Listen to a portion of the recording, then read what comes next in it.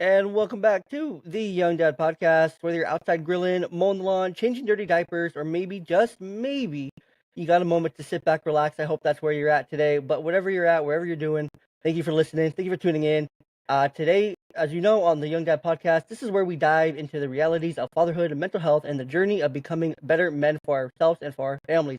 Today's guest is Patrick, Advanced Registered Nurse Practitioner, or ARNP, a personal coach, and a man who has been in recovery since the age of 19. Years of therapy and deep personal work, Patrick still struggled with self-hate, insecurity, and anger and worry until he discovered the missing piece that transformed his mindset and emotional well-being. As men, we can oftentimes struggle with these same things: self-hate, insecurity, anger, and worry. But that's where Patrick comes in. He now helps other men uncover and break free from self-destructive behaviors. And boys, we all have them. We all have them. Mm. So we all can experience better self-love, respect, and joy. So if you're a dad, if you're a husband, or even if you're just a dude, if you're just one of the bros and navigating inner struggles, this episode is for you. So let's jump into it. Patrick, welcome to the show.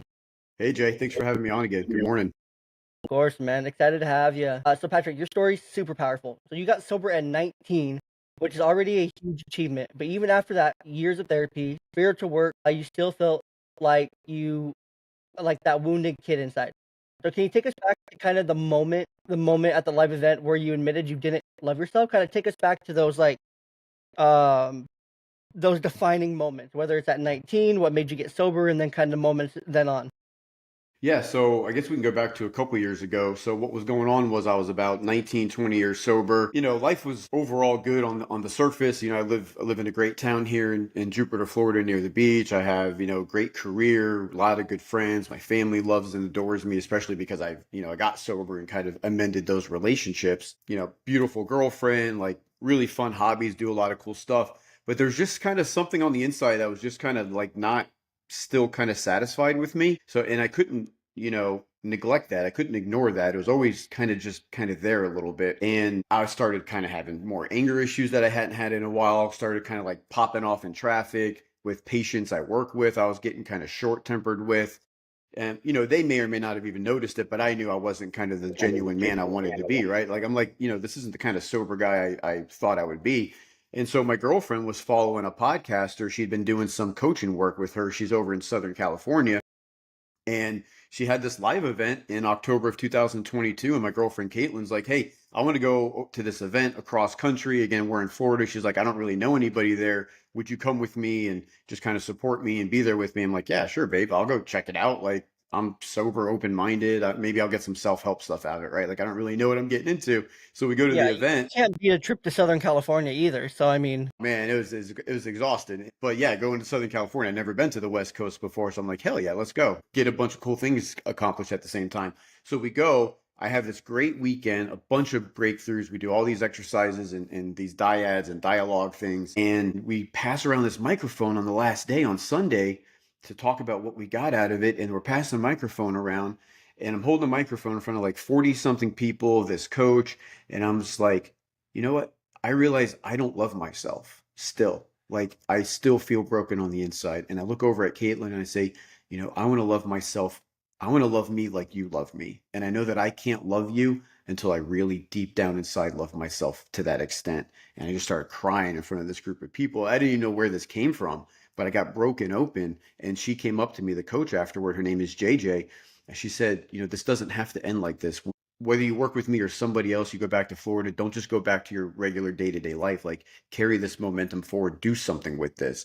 And I said, hey, I'll do it with you. I don't know what that costs. I don't know what that looks like. I don't know how that works. I'm on the other side of the country, but let's go. Let's do it. Sign me up. So just like when I was 19 years old and got sent off to rehab, I was like, I had this immense relief of like, let's go. I want to start this new journey. I want to start this new chapter. that's really cool. So what was that next chapter look like? What what happened next? So I did this like 6 month course with four other ladies and a guy. The guy ended up dropping out after about a couple months. It was just kind of, I think, too much for him. So we did this course where it was virtual like this, where we had virtual meetings, I think every 2 weeks. She gave us a bunch of exercises, things to do. And then we met in person, I think 3 or 4 times during the year. We met in Mexico one time. We met in California twice. We met somewhere else. I can't remember right now. So we met in person. So we had kind of like face-to-face touch type stuff. But then we kept in touch this way, and we had this really cool app on the phone called Marco Polo where you can leave video messages. So when something comes up in real time, Jay, which is really cool compared to therapy, when something comes up in real time, boom, you just hit it. You start talking about what's triggered you, what's going on, and then you get feedback from the group, from the coach, pretty quickly within a few hours. So it's not like when I did therapy in my early 20s, something came up. I'm like, shit, all right, well, I can't see my therapist for 2 more weeks. And then by then it's kind of died down, right? And by then I'm talking for 50 minutes about my week, and then the time's up and I have to leave. So I got a lot more out of this, not to knock therapy whatsoever. That works for some people. For me, this was more effective. And she broke me open, and we got into a bunch of child core wound type of stuff. And with you having children, I don't have kids, but I have nieces and nephews, and I can see how they're affected by day-to-day stuff, the way that we program them and the way that they're affected by day-to-day circumstances. And me, I was affected by my parents and their relationship and alcohol and everything, right? So it was just like really cool stuff I did over those next 6 months. And then what happened more, I did a 12-month course with her, a business course about coaching. So that's kind of why you and I are talking today, is I wanted to get into coaching to help other men that were, in the same place where I was. Interesting. No, I just love to hear the story, and kind of see what happened and how it happened and those defining moments. Because those defining moments are, the cornerstones of our foundation. Yeah, it's like poop or get off the pot, right? Pretty much, pretty much. So that's cool. That's really cool. And Yeah. then it turned into wanting to give back and help other men through it. Because you know, as men, we're not taught these things, right? We're not given the opportunity to learn these things. We're not taught these things. Hence why there was a 4-to-2 ratio in the actual coaching session, and then it became a 4-to-1 ratio because it probably was just too much for that one guy. It's Yeah. like, whoa, I'm not cut out. This is not whoa, it's not it. But it's really interesting. The one part that interests me is the Marco Polo. I have a buddy that uses that app, but his the way he uses it, and dude, I'm so sorry. If he's listening and he knows, I'm not gonna say his name, but I love you, dude. You know you're one of my best friends. He's like literally one of my best friends. And we've been best friends since college, so we've been friends for a better part of a decade now. And I feel so bad to bring this up, but I'm not gonna say his name. So he's divorced and he's used Marco Polo, at least to my knowledge, for for that purpose of like videos.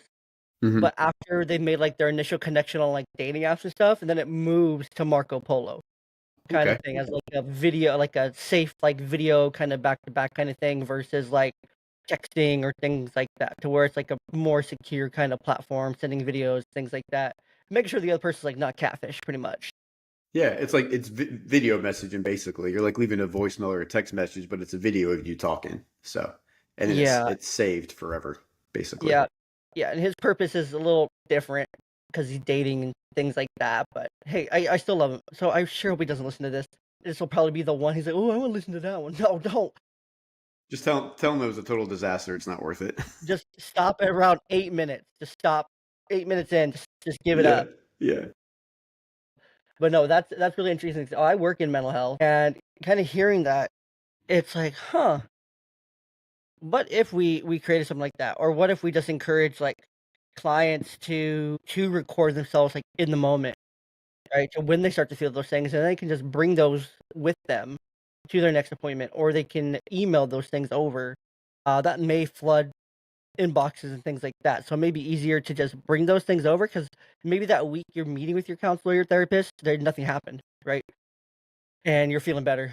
But then you forget to talk about those three things that may have come up in the last, 3 weeks since you last met, kind of thing. So I think that would be a really cool tool to incorporate because It's then you're, helpful when yeah, you're kind of primed up. You're kind of like the fire's going or whatever's going on. That motion's like at its peak. It's important to just blah get it out.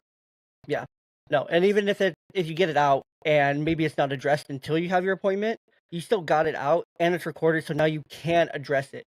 Then you Mhm. can address where it's coming from, why you're having it, behaviors linked to it, things like that, and kind of deep dive into it. So that would be a better use of therapy in your therapy time and whatnot versus just going and talking about your week. So And the cool part about it was like you could see the progression because like a lot of people, especially if they're struggling with like stuff I was like insecurity, low self esteem, a lot of self doubt, and your video recording yourself talking, you feel uncomfortable, like how do I look? Am I sitting upright? How is my hair? How's the stuff behind me? Like, how's my voice sound? So you see the progression from the insecurity to where like then eventually you're just leaving messages like you're sending one to a friend. You don't worry about all that other stuff. So you can see the progression of how somebody, and I saw it in my group with the ladies in my group too, about how everybody got more comfortable over time doing it and like less insecure. So it's really cool progression with that aspect too. That is really cool. That is cool. So men, right, in general, there's everything we're talking about is so pertinent for men. Having to do things that are uncomfortable is normally a quick, I'm not gonna do that. The thought of Hmm. being uncomfortable is like, no, I'm not gonna do that. I'm gonna find something that's in my comfort zone. Like I kind of mentioned to, I alluded to it earlier, but we're often taught to push through pain, suppress emotions, and quote unquote man up. But that can lead to self-destructive habits. That can lead to addictions. That can lead to intense anger issues. That can lead to poor quality relationships or low quality, poor quality. I Either would one say of those. both. Yeah, Both, right? Low I would and say poor both. Yeah. quality. Different relationships may have a different spin, but overall, it's not good, right? And so for you, what have you learned about the root cause of these patterns in your own life and in the men you coach? So it all, again, like it all came down to childhood trauma. And for me, my traumas might not sound like trauma to somebody else and vice versa, right? It might be like, you think that was abuse or you think that was traumatic, but we all have our ingrained perception of what our trauma and abuse was, right? Like I grew up with two younger sisters. They may or may not have experienced the same things that I did, or at least in the same way. So for me, that shaped the way that I have relationships. And like, yeah, I'm like your friend. I was divorced too. So I was married for a while, got divorced and get back in the dating game. And now I've been in a really tremendous, awesome relationship for the last 8 years, And like I vowed not to make those mistakes. So the stuff I learned as a child, I carried into my first marriage. A lot of the cold stone silence, slamming doors, like, threatening behaviors, not actually hitting her, but just kind of like intimidating power kind of stuff, right? But it all came from a place of insecurity and struggle. And so a lot of the childhood stuff that I learned, it was like I figured out why I get triggered and like, the fact that I don't accept compliments and I always deflect things and I make excuses for things instead of people just saying, "Hey man, you did a great job, Pat," or "Hey man, it's a nice shirt you're wearing, Pat." Like, "Yeah, but it's this," or "Yeah, but it's that." I would always minimize things, right? Why? Because I didn't love myself. I didn't accept those things about myself. Once I did this work and started loving myself, I started beginning to say thank you when people would give me compliments. Thank you, I appreciate that. And just that little change of many things that I did was huge. I started showing other people I love myself. I started carrying myself a little differently. And people were saying, something's different about you. Are you on medications or something? Like, what's going on? Like things are different, right? And so like the whole thing was that I've always helped people in substance abuse for the last, 22 years now that I've been sober. And so as a nurse practitioner, I've been working in substance abuse for 7 years, but now I can do this work with everyday people who may not have addictions and substance abuse problems. And that's what I want to do is help other men like me who struggle with being vulnerable, like you said, repress, push everything down. And then what happens? I'm like a pot of boiling water just ready to tip over. So you cut me off in traffic, that's the shoelace that breaks. I explode, right? And we all know it has nothing to do with that incident. It's a lot of other stuff that carried underneath. And for me, it was a lot of childhood stuff. So I learned all my core wounds that happen when I get triggered, how I respond, and the emotions tied to them. So now, if somebody triggers me, Jay, and I'm doing my day to day life, somebody triggers me, I go, oh, okay. That's that little kid that's feeling neglected or feeling defective or feeling like something's wrong with him because he didn't get the right kind of attention from his mother or he got physically abused or whatever the case was. So like it's not blame. It took me out of victim mentality, gave me self-knowledge, and then she gave me a lot of cool things to do to reverse those things. Like mirror mantras and gratitude lists, appreciation lists, and the stuff I was saying about, accepting compliments from people. She gave me this really cool thing where she told me every day when I come home, compliment myself to Caitlin. So I would come home and Caitlin would go, "Okay, so what's your compliment for today?" And I'd be like, "Okay, I did a good job at work with something," right? And so I got more comfortable with doing those kind of like positive things. And so I started to change from this, like you said, poor, low quality relationships. Well, that was with myself, with Patrick. So I started to change that into and got on like a more positive vibration. And then what happens? All this really cool shit starts coming to me. All these cool things start happening, cool people, cool events. And it's like, well, of course, I got on a positive wavelength, so I started attracting positive things. So it's pretty simple as far as that part goes. That's awesome. That's awesome.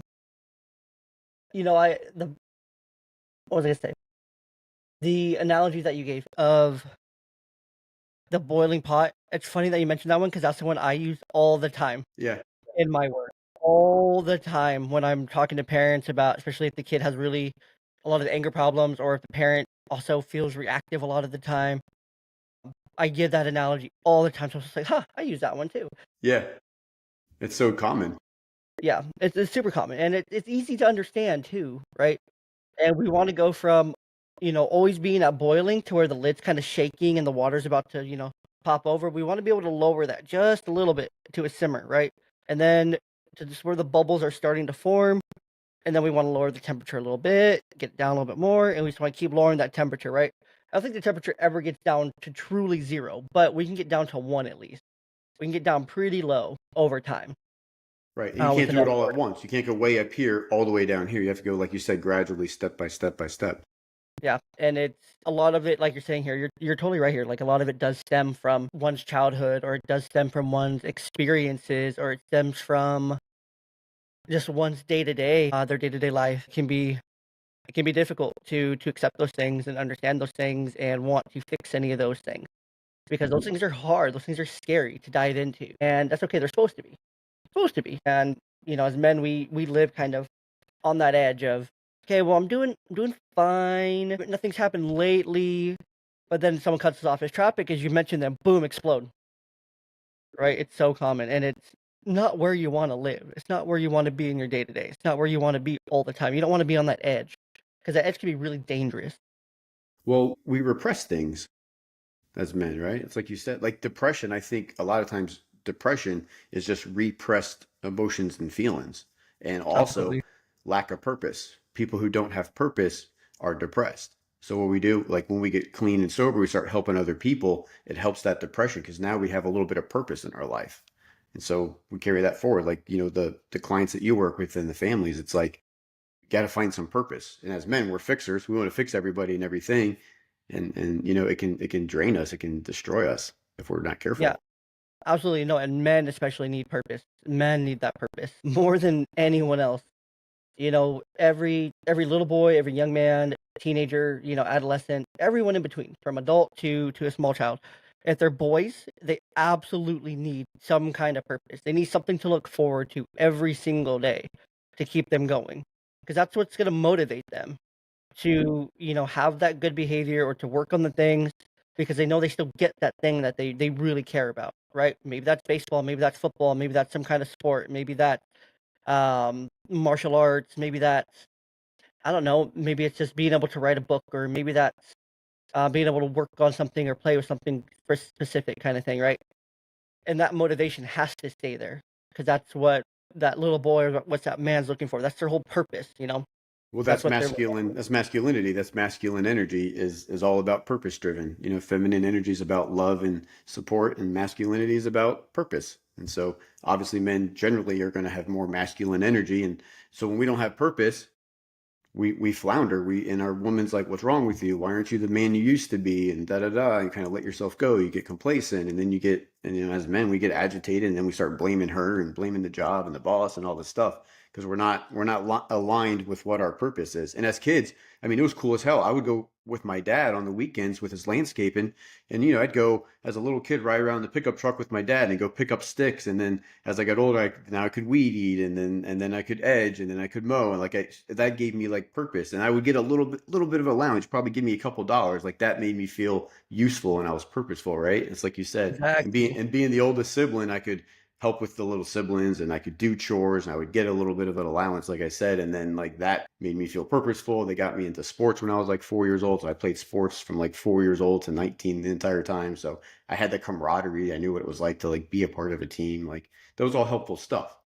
But in my childhood, I still had the trauma and the abuse that I kind of like internalized and felt responsible for. So somewhere along the way, I got the message that like I'm responsible for everybody's feelings. I'm responsible for everybody being happy and okay. And when they're not, it's my fault. And then I internalize it. So nobody told me that. Nobody ever told me that. That's just what I ingrained in me and took out into the world as an adult, started causing havoc. So I had to learn from that. That's so common, right? Especially with oldest children. That's very common. Yeah. To where they just take on everybody else's stuff, and if they can't fix it, then it's their fault for not being able to fix it, or their fault for not being able to make the situation better in some way, shape, or form. So they feel responsible for everyone around them a lot of times, which is, double-edged sword in itself. We've mentioned substance abuse a few times here, and I feel for men, a lot of these things we're talking about, suppressing the emotions, the self-destructive habit, lead to that substance abuse, and so these two things go hand in hand. That substance abuse, that's the chicken is all the repressed stuff, right? Is all the trauma. The egg is the substance abuse, and you can't ask, did the chicken or the egg comes first? Because the trauma happened and the things happened to you before you started, whatever substance it was. And so, how do you help men kind of balance both or work through both? Because they oftentimes do go hand in hand. At least I think they do. Yeah. No, for sure, for sure. I mean, there's a reason why at like 10 years old, a fun Friday night for me was going around with my friends and like finding little cigarette butts in the shopping plazas and smoking those, like, to get a nicotine buzz. Like, there's a reason why at young age I was seeking something to numb myself and escape. Subconsciously, I didn't know that's what I was doing. So men today are doing the same thing. Maybe they're working way too many hours, gambling, maybe promiscuity, infidelity, like all those things, adrenaline junkies. Like, again, it doesn't have to be drugs and alcohol. Because, again, as you know, a lot of people get clean and sober and then they just trade one addiction for another. Maybe they're like working out 2 hours a day, 7 days a week at the gym now that they're sober. Like, it's all about replacing things. So it's about figuring out, for me at least, how can I sit still, be quiet with myself, do I have a connection with some kind of belief in a higher power? Like, is that helping fulfill me, fill that hole? Because basically, I'm trying to fill this hole my entire life. I'm trying to, my friend says it's like when we're born and the doctors cut the umbilical cord, we run around trying to plug that umbilical cord into everything we can. We're trying to get that connection back that we had as a baby, as a fetus. So we're always trying to find something to make us feel whole. So what can I do to make me feel whole without something external that I'm having to do or put in my body? So it's difficult. It's a difficult task. So it's definitely figuring out, you know, underneath what's really going on. That's why I ask guys, what's really going on? Like, you said this about your job, you said this about the way your wife, is really nagging at you. Like, what's really going on though? Or, oh, you're craving a drink after you're sober X number of months or years. What's really going on? You're not just randomly craving a drink. Like, something's going on. And so it's about helping that person, helping them turn their gaze over to like what it is. Or maybe it's like being in the dark and you're helping them shine a flashlight on what this monster is, and then when you shine the flashlight on it, it's like this tiny little insect. It's not as big as you thought it was because it was in the dark. Yeah, that's a good point. And so so outside of, substance use and maybe some of these poor quality relationships and some of the other things you may have mentioned, are there any other ways that some of those like little bugs manifest them in our day-to-day lives for men? That self-hate, those insecurity bugs, how do they manifest in our day-to-day lives so that we can start to maybe recognize some of those? So for me, again, all I have is my experience that I can carry forward, right? So for me, it was a lot of the self-talk. Anytime I made a mistake, you stupid idiot, you know better than that. What the hell are you doing, right? So it's about the self-love stuff. So it's about being aware of judgment when I'm judging other people. When I find myself, oh, this son of a bitch is talking again. Oh, I don't want to really talk to this patient again. This patient's always complaining about this and that. So it's like being aware when those start to come up, what's going on with me? Why? Because obviously I'm putting out what is going on with me right now. Because when I'm not judging you and carrying on my life really well, I'm feeling good about myself. When I'm not feeling good about myself, I'm judging you and every single person I come in contact with and being very overly critical. So I have to watch myself when I'm doing that, towards myself, and I have bodily uh signals that I can pay attention to if I'm in tune with my body. My chest might get a little tight, my breathing might get a little constricted. I don't take those nice deep cleansing breaths. Maybe I'm not congested, but like constricted here in my chest. Maybe I feel it in my stomach. I feel those kind of nerves going in my stomach. So it's about being aware of what is going on with me so that I don't affect other people negatively. Because that's really what ultimately ends up happening is I turn it in on myself. Makes sense. Yeah, it does always turn inwards a lot of the time. Um, but we still struggle with those things. With the other, I'm like trying to think and talk at the same time. 10 out It of can 10 be do not tough. recommend. Try to It can be talk tough. before you think, right? Don't talk before you think. Think before you talk. Oh my God, my grandma used to try to pound that into me all the time, but here I am doing it. So we still struggle with that self-worth though at the end of the day, right? Like it Oh yeah. still manifests itself every day, even if we have external success, career, relationships, and sobriety. So is there any other ways that we can specifically deal with this, or things that you've done to specifically deal with it that are helpful to kind of redirect some of that, or to get some of that out, or to work through it? Because like you mentioned, you were sober for a long time, you had a good job, good relationship. Like on the outside, Patrick is doing fine. Any other dude will look at you and be like, "Oh, Patrick, you're doing fine, dude. Look at you. Great girlfriend. You've been together for a while now. Oh, your job's going good. You've been sober still all these years. Like, dude, you're doing great." Kind of thing. That's very common. Very common with most men. Especially if they're struggling with something, they'll work even harder and they'll redirect the energy to work. But to Hmm. actually heal from that, how can we break some of those struggles or break some of those like cycles for ourselves? Well, for me, I figured out, what are the needs that I have, right? Like, so I have needs. We all have needs. Sometimes they're being met, sometimes they're not being met. So like when I'm getting in that, like you said, overwork mode, overstress mode, what's the need that I have? A lot of times the need that I have is space. Sometimes I just need some space. I need some space away from people, some independence. Like you said, you got the kids, the family. Sometimes I just need that couple hours where I can just be alone and think, or just be alone and do a little bit of casual work.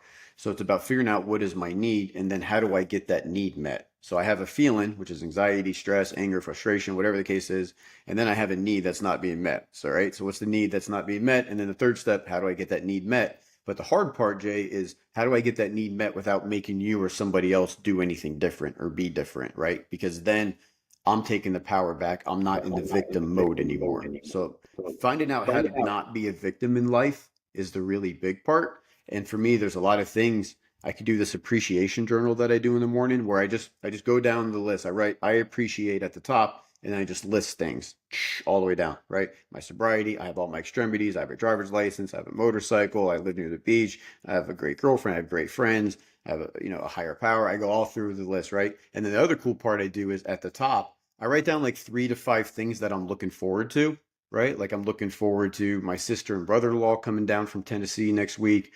Looking forward to going to a concert this summer. I'm looking forward to getting married in July, which has happened, right? My Cheers. fiance and I, thanks man, are getting married.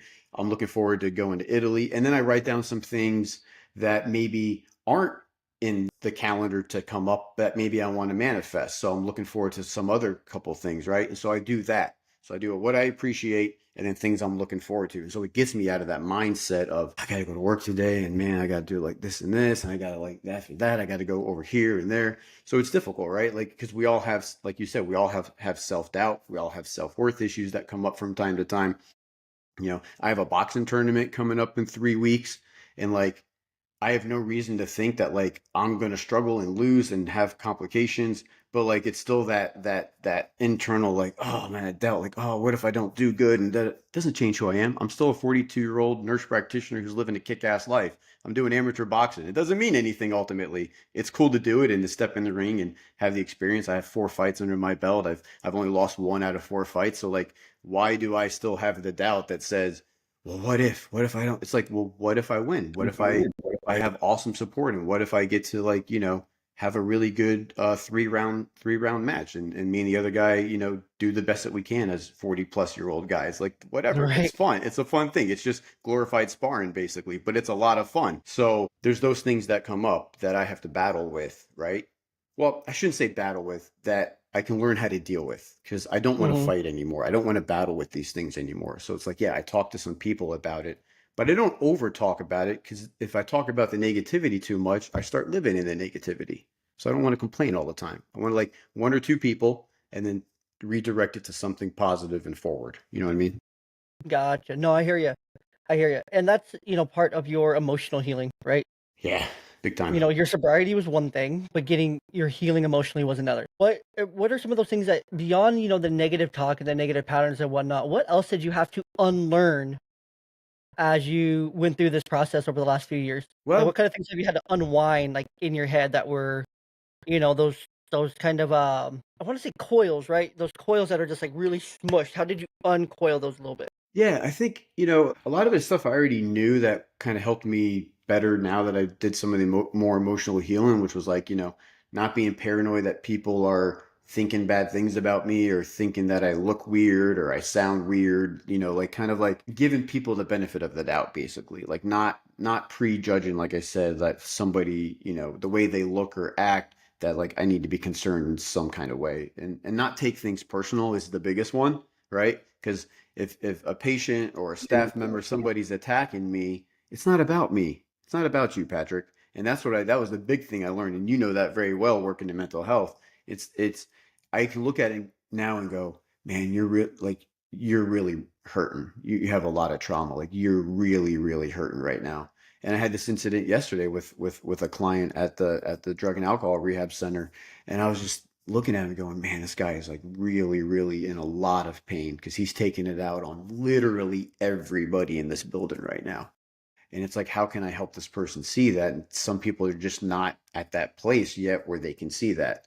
So I don't know if I answered your question, but it's about kind of figuring out, how can I be more basically positive, but in some respects, it's not like I can just wake up in the morning and like in a false cheery way say I'm going to be positive today and just whistle my way out of bed. I have to take actions, right? And you already know the thoughts, will eventually follow the actions. If I take the actions, even though I don't know what this has to do with feeling better, what does this have to do with staying sober? I take the actions that people told me to take, and then my thinking eventually starts to improve a little bit over time, right? Like I can't go, like I said, I can't go from super depressed and full of anxious and fear down here to happy, joyous, and free up here. You got to uncoil, so it's a little step by step. So maybe I go from super depressed to like, okay, well, maybe I can shower today. Maybe I can eat a meal or two today. Maybe I can like, pick up that really 500-pound heavy phone and call somebody today. So like step by step, I start uncoiling it.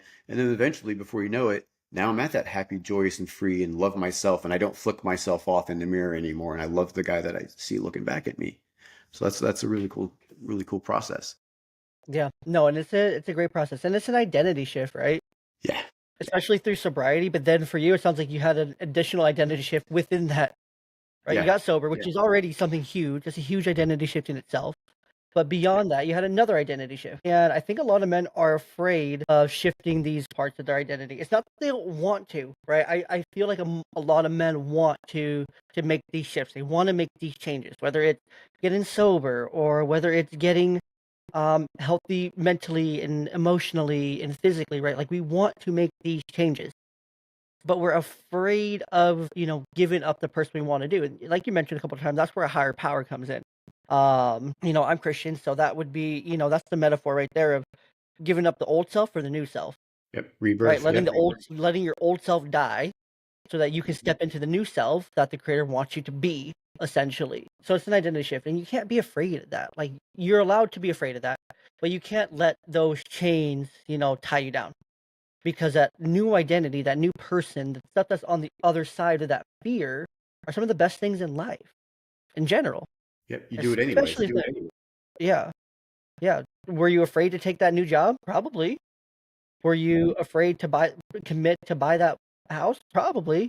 Were you afraid to commit to say I do on your wedding day? Probably. There's probably a little bit there. Even if you say you're like 100% sure, there's probably still like, 1%. That's common. It's not uncommon. So, we have to be okay with shifting our identity because our identity shifts constantly. We go from being a boyfriend to a fiance to a husband. We go from being not a father to a dad. We go from being a dad of one to being a dad of two. We go from being an uncle to, uncle with one niece to three nieces sometimes. Our identity shifts constantly when it's out of our control. And that's okay. Our identity shift is supposed to shift. It's supposed to change as we get older, as we mature, as we go through life, our identity changes. And that's okay. There's nothing wrong with that. But some of these identities, these self identities, we have to change them ourselves. Because there's people looking to us for that identity shift to be the best version of ourselves that we can be. And a lot of times, especially for kids, they'll follow that example to a T. Yeah. Whether it's if you're dad and you have sons, they'll follow that to a T because that's how they'll be. If it's a daughter, they will look to find someone as they get older who emulates you physically, emotionally, and mentally, right? So you gotta take a good long look in the mirror sometimes and be like, whew, I don't think I want that kind of thing. And so it's just just some thoughts there, some fruit for thought.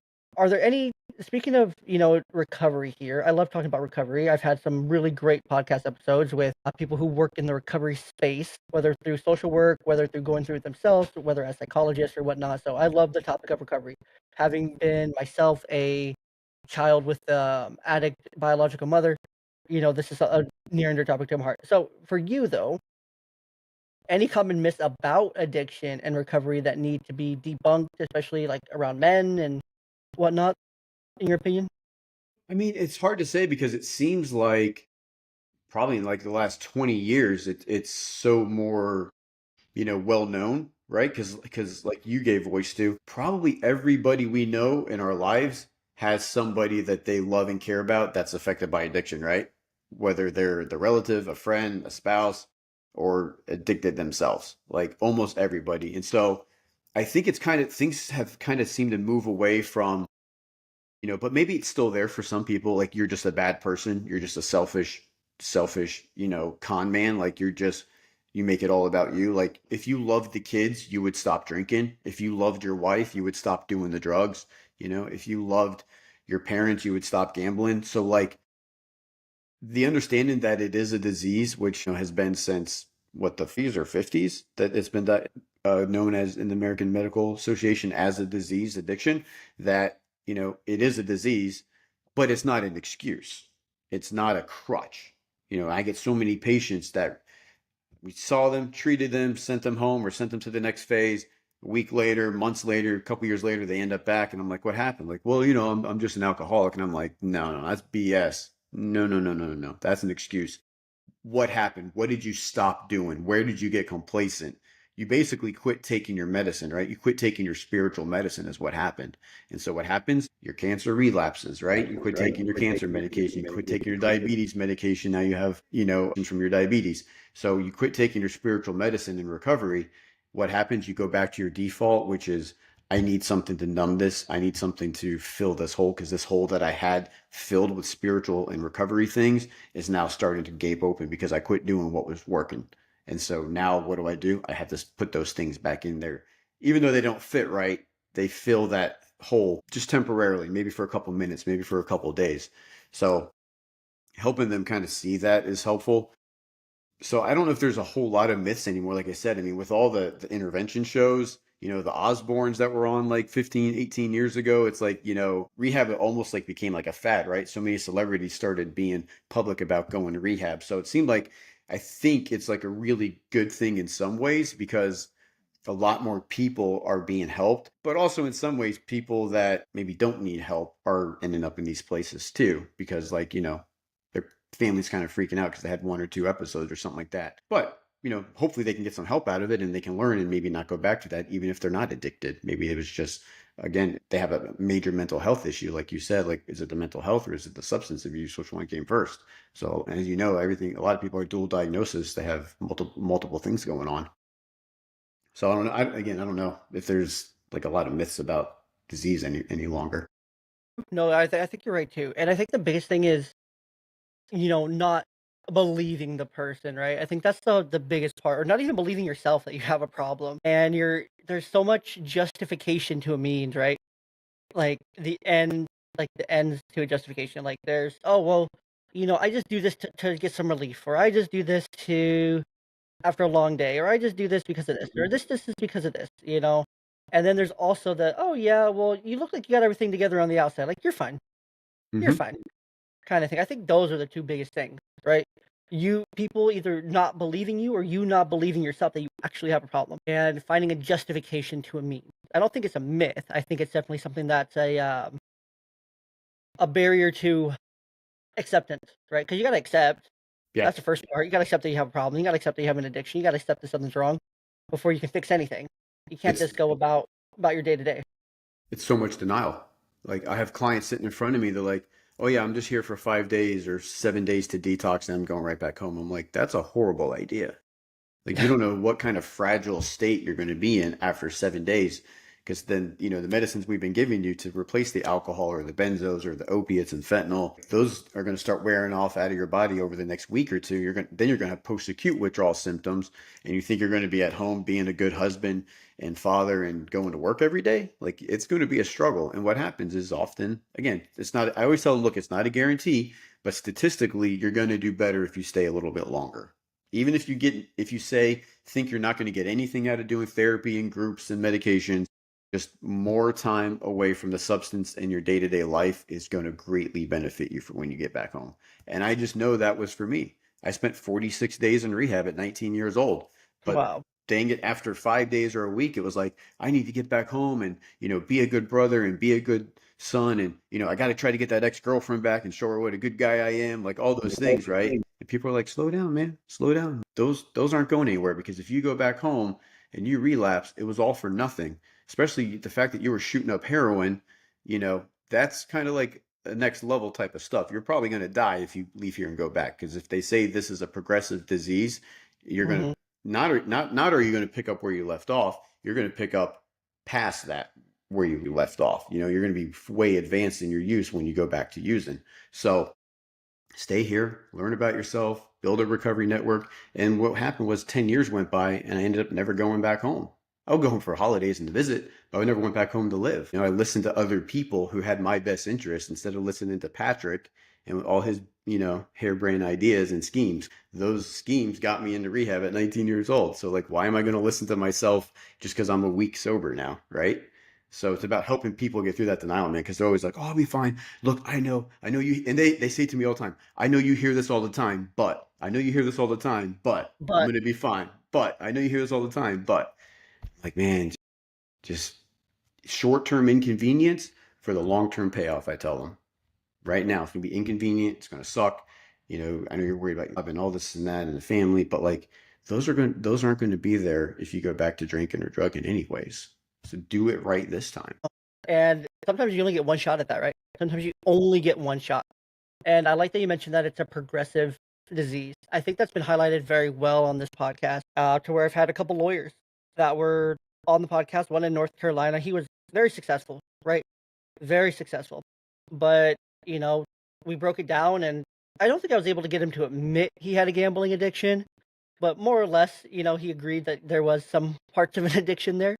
But that progressed, right? Where it progressed to like, okay, now, we're all lending money to each other. The money, the money, the money. It was, yeah, I owe this person money. I owe this person money. Now I'm in deeper. Now I'm in deeper. We're drinking, we're smoking, we're having fun, we're having a good time, we're doing all these things and blah, blah, blah, blah, blah, blah. And it was just like a cycle, cycle, cycle, cycle. And we were breaking down that cycle. I don't know if he ever had it broken down for him. He's a smart dude, really smart. I'm sure he had. But the way we broke it down, it felt like it was a different kind of conversation for him because I was really poking and prodding at those different parts of his story, Yeah. and he was totally into it. He was totally cool with it. And we had a great conversation. So shout out to you, James. You're great, man. That episode came out a few weeks before this one. If I'm thinking of dates and numbers and things right. So, but where was I? His spiral of addiction just continued and continued and continued to where he got to the point to where he's robbing a bank. He's a very successful African American lawyer in North Carolina, and then boom, robs a bank. Then spends many, many years in prison because of this choice. And then boom, comes out, pulls his life together, then becomes a preacher. Right. And I feel like those dudes that go through stuff like that, those are the best freaking preachers there are. Those are the Yeah. best ones that there can be.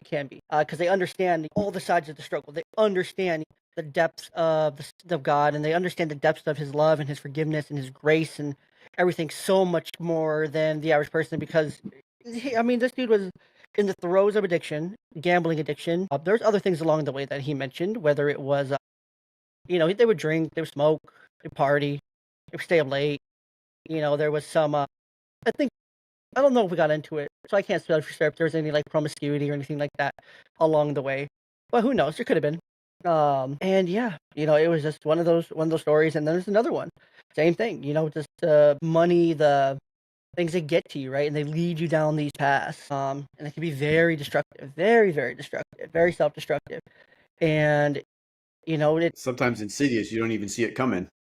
exactly, you don't see it coming. You're just having, that's what I'm saying, the justification here, right? There's a justification. We're just having fun. We're just having a good time. It's really not that serious. Not I'm hurting just having a good anybody. not hurting anybody. It's just me and my buddies. We're having a good time, and then boom, robbed the bank at gunpoint one day. So the What? whole Where did that come from? the thing is, his story is so cool because he almost got away with it because he was so prominent and he was so well known that when he got pulled over, the cop, like, who knew him already, was like, "You doing okay, man?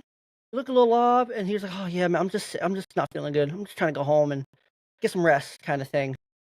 And he was so close to getting away. He was so close to getting away with it.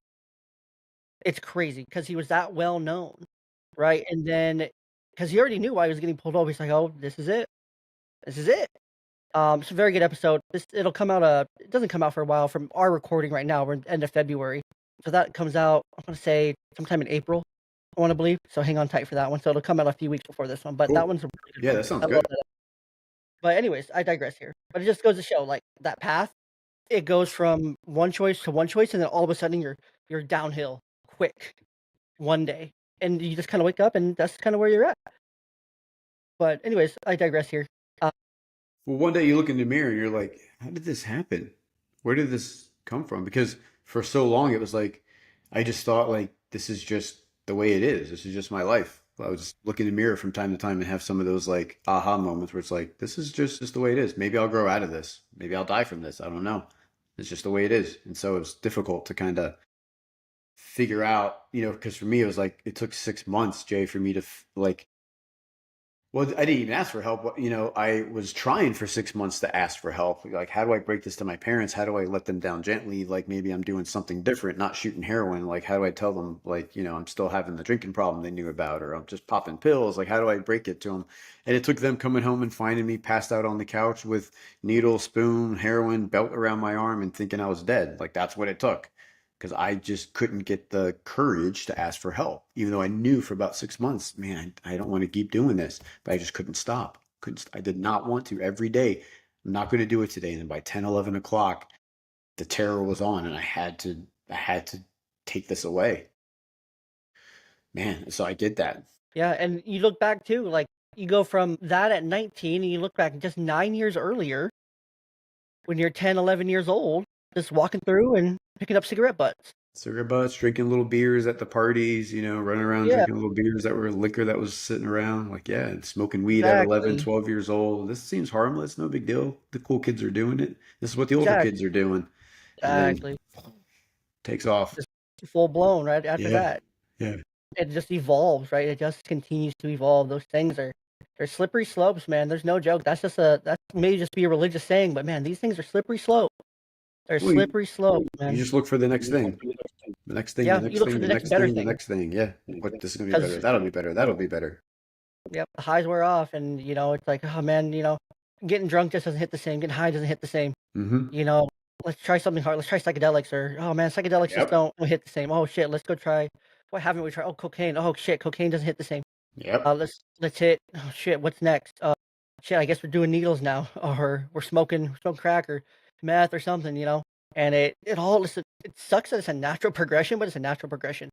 But it's the evil side of the progression, right? It's exactly what the adversary, if you have a spiritual belief, it's exactly what the adversary Satan wants us to do, wants us to go down the slippery slope. Let's start here. Let's start. Oh, it's fine. It's harmless. They're good. The other kids are doing it. The other kids are fine. Yep. Cool No big kids are deal. doing it. Cool kids are doing it. Patrick, Joel, Jay, you're fine. Just keep doing it. Oh, the cool kid. Oh, look at the people around you. We're all fine. Look at you. You still have a good job. You're doing fine. Mm-hmm. You're not Kind of hurting thing. And anybody. You're not not dying. hurting No, anybody. nobody's dying. Exactly, exactly. So it's the slippery slopes, man, and it's something that you got to be aware of. If you're already in the throes of it, I invite you to reach out. You can reach out to myself. You can reach out to Patrick. We can help you. Find a resource near you. We can help you talk through it to see. Of course, we can't give you professional advice right away, but we can at least be someone that you can talk to, or reach out to someone that you love, that you trust, that you know will be supportive. Right? Reach out to someone, because if you're listening to this and you're hearing this, well, it's probably for this exact reason that you listened for this long into the podcast. And we got here, we're talking about this because someone's going to listen to it. I truly believe that's why we talk about these things, right? We get to Mm-hmm. this point, and I truly believe if that's you and you're hearing this and you're like, whoa, oh shit, oh my God, I do have, oh my God. And it's just kind of hitting you right now. And you're just like, you're just kind of having that deer in the headlights kind of stare. Reach out to someone right now. Turn this off. Go reach out to someone. Go message me on Instagram. Go message Patrick on Instagram. Go message your best friend. Message your mom. Message your dad.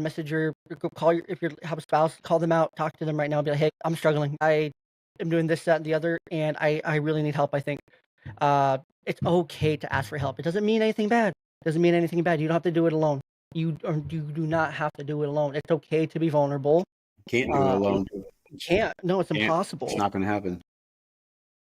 Or reach out if you're religious already. Reach out to a pastor. Just reach out to someone. I don't care who. Reach out to someone. Reach out to anyone that you know, you love, and you trust.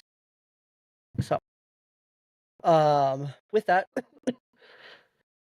let's see. Is there anything else that you want to mention? We'll get to talk about your website a little bit later here. But is there anything else from the conversation that you want to mention before we get into wrapping this thing up?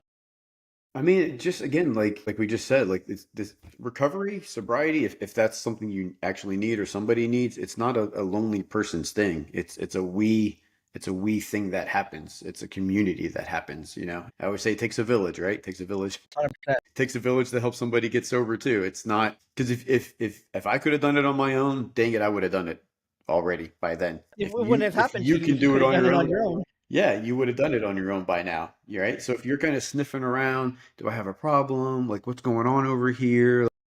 Like, what's this recovery stuff all about? Like it's probably something you need. It's probably something that's going to be pertinent to you. And again, if it's not recovery, if it's just you're a guy like I was, maybe you don't have any addiction problems, but you're a guy like where I was a couple years ago, and you're just feeling like I'm worrying all the time. I'm excessively racing thoughts. I'm not sleeping good. I'm eating like crap. I'm not working out. I'm not the guy that I thought I would be at this age, whatever that thing is that's missing inside. Ask for help, ask somebody, have the courage, because it could be absolutely life changing. My friend says you got to get to living or you got to get to dying. Like, which one are you going to choose? Like, now's the time to do it. And I think that I believe in my heart, we are best equipped to help the person we once were. So somebody, like you said, is going to hear your voice better than mine, or somebody's going to hear my voice better. Maybe I said the same thing 100 people have said to them, but they're going to hear my voice at that moment, or vice versa. They're going to hear you say it because that's just the way it's supposed to line up. So that's why we keep doing this. We keep doing the podcast and the interviews, and we keep putting the message out there that like you can get better, you can recover from whatever it is. Because again, otherwise it's like, well, why are we doing this? There's millions of podcasts to choose from. There's millions of life coaches to talk to, whatever the case is. It's like, because we all have a voice that somebody's going to hear differently. People told me the same thing over and over again, especially in early recovery. I think I heard this 100 times, but that makes sense right now. It just clicked for me. The way you just said it makes sense. Yeah. It could just be the voice. It could be the angle. It could be the approach. It could be the person. It could be the being ready for it. It could be the mindset. It could be so many things, right, that lead you to it. And I really encourage, people to share the podcast. If you know someone that's struggling with these things, share this podcast and say, hey, go to minute like 45 or go to minute 40 and just start listening. Listen for the last like 15, 20 minutes of that show. Just go and listen. That's it. That's all I want you to do. If you have a loved one that is struggling with it, you can recognize it, you can see it. Say something to that person. Sometimes the person that's in it doesn't realize they're in it, and they need someone that loves and supports them to kind of call them out and to help hold them accountable and be like, hey, Patrick, I didn't want to make this call today. I wanted to call you just to talk to you. But man, you're struggling, huh? I see that you've been drinking a lot lately. Or I see that you've been smoking a lot more than normal. Or I see that you've been out gambling late. You're talking about gambling constantly about sports betting, all this other things. Like, I think you have an addiction, man. Like, I don't want to be the one to tell you it. I don't want it to be like this, but man, I think you have an addiction. And then you could be that one person to the addicted person that, saves them from it, that helps get them out of it. Just because you said something and you took the time to show that you care enough to say something. Exactly. So be the person that shows up and shows that they care enough to say something. Yeah, in a loving, compassionate way, not a pointing fingers, accusatory way, but just, hey, I'm worried about you. I'm concerned for you. And there's a big difference. If I just came at Patrick, it's like, Patrick, dude, you have a gambling addiction, bro. Yeah. That may work because we're dude to dude, right? Knock it. Yeah. Knock that crap off. You need to stop. Yeah. That may work, but different people need different approaches. So the best approach is to have an empathetic approach to it. So, all right. Anything else you want to mention, or do you want to get into some fun, lighthearted questions to wrap us up? Yeah, no, we're good. Yeah, let's have some fun. All right, let's wrap this thing up. I love to do lighthearted questions at the end because sometimes we get really heavy Yeah, yeah, throughout of the course. conversation, and I like to bring it back down. And someone listening still that they just listen to all that. It's okay. Let's laugh a little bit. Patrick, does pineapple go on pizza?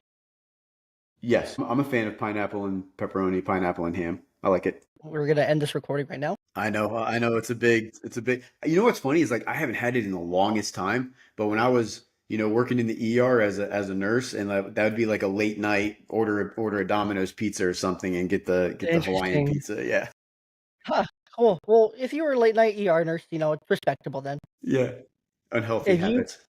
That's okay. It's okay. You're working hard. You gotta get through the night at that Yeah, point. It's yeah. late night ER nurse. I mean, hey, do what you gotta do to get through the night at that point. That's a pot of coffee at like 2 or 3 a.m. too. That's so Yeah, bad. no, do what you gotta do. Do what you gotta do. That's a high demanding job. Yeah. I think it's like a toss up with my friends with pineapple. It's definitely like get that away from me, and some are like, yeah, I'm okay with that, or yeah, I love that. So But then there's very few people that are directly in the middle here that are like, yeah, it can go on yours, but not on mine. It can go on mine, but not on yours. That's fine. I'm pretty neutral on it. And I'm like, no, you have to pick a side. You yeah, absolutely have to pick a side. yeah, There is no middle ground for this discussion. This has just been a long running, like, I don't know, joke of the podcast, but just a long running, like, theme of the podcast. This question, I don't know why. It just yeah. always happens. I like it. It's a good one to keep going. Yep. And I restarted it not too long ago, and I'm like, man, I missed those questions. Second one here, if you could have a dinner party with 3 people, dead or alive, who would you invite to sit at your table? Oh man, too good, too good. Honestly, the two founders of the recovery program, the 12-step program, I won't mention just out of traditions. And then I don't know, to be honest, the third one I have to think about. Okay, Yeah, no worries. yeah. I typically go with a table. My table, for some reason, always has, like, Ken Griffey Jr. or Jackie Robinson at it. Okay. I'm a big baseball dude. I love those two dudes so much. I love Jackie Robinson's story, the depth of it, the actual, like, ins and outs of the story. I have a great great grandfather who is dubbed the dean of the Negro Leagues, Jey Okay. Young. He was like he founded, like, to the level to where he founded the first national sports page, the Chicago Tribune. He founded that sports page. And he covered black athletes, boxing, baseball, Negro Leagues, all of it, women's Negro Leagues, all the different things. Very influential in that time. It's an absolute shame that he's not recognized in the Baseball Hall of Fame at all. According to my great great aunt, his sister, um, I don't think she's still alive, but her story was that in the movie 42, there's this scene depicted, right, to where Jackie's talking to his wife, like, I don't know if I want to do this anymore, right? What that actual story is behind that is that story still happened, but Faye was actually there too. My great great grandfather was actually there with Jackie, also talked to him and convinced him to continue to play. He's not depicted in that story because it's kind of lost in that record. There's no, like, official record of it. So Faye was just kind of one of those behind the scenes person. So Jackie Robinson would always be at my table. I love Ken Griffey Jr., big Mariners fan. I grew up in the Griffey area. Yeah. The Yep. kid, backwards hat, swag. So I always loved those two. And then I typically go sports and things like that, but that's really bad. That's kind of what I was trying to stay away from because I'm a big sport, especially South Florida sports fan. So Yeah, yeah. I think this dinner party would be complete for my table. I'm gonna bring Tim Tebow on. okay. And did you mention Florida? And that's the only Florida athlete I can think of. And Jameis would be hilarious too. Oh my gosh, Jameis Winston at any dinner party. You'll be eating the. Yeah, Jameis Winston's he's a character, dude. He's Yeah. he's such a cool dude. I I'm kind glad of he's finally stepping into himself. I kind of think like I don't know, man, like a thought leader. I mean, like Lincoln, something like that. Like somebody that like a really impactful, influential person, that's been dead a long time. Like somebody like that. Like I want to know where your mindset was, like, doing all bucking against the trend, like doing these things. Like I kind of want to like I'm kind of like intrigued by that. Yeah, definitely. I would recommend go listen to Bussin' with the Boys, the recent Okay. episode they did with Jameis. Okay. Kind of goes through his whole story a little bit. It's really interesting. But anyways, I'm gonna wrap this thing up. We're a little bit over here. Okay. Patrick, your journey from self-destruction to self-compassion is proof that men can rewrite their stories.